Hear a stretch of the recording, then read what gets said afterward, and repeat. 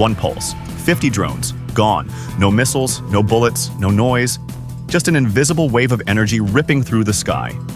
This is Leonidas, the US military's new microwave cannon, and it might end drone warfare before it even begins.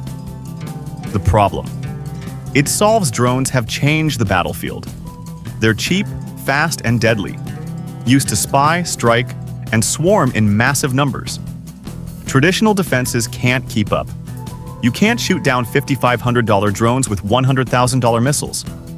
That's a losing math problem. So the Pentagon needed something new, something that could destroy swarms in a single shot. Enter Leonidas. What Leonidas? Leonidas looks like a small radar dish mounted on a truck. But instead of scanning the skies, it fires focused bursts of high-power microwaves. When those microwaves hit a drone, the energy fries its circuits, instantly disabling flight controls, cameras, and communication links. In other words, Leonidas doesn't shoot drones. It kills them electronically. How it works. Here's how this invisible weapon actually works. Inside the system is a solid-state high-power microwave generator. When triggered, it releases a directed energy pulse, like a radar beam, but thousands of times stronger. That energy spreads out in a cone-shaped wave. Anything with exposed electronics caught inside that cone? Gone. A single pulse can neutralize dozens of drones midair. No reload, no recoil, no expensive ammunition. Leonidas runs off onboard power and can fire as long as it has electricity. Real tests and results.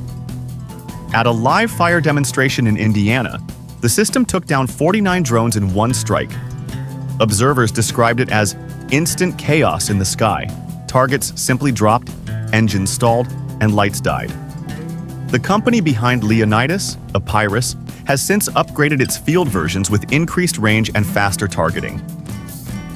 The new model, Leonidas 2, can defend entire bases or convoys by forming an electronic bubble that nothing unmanned survives inside of.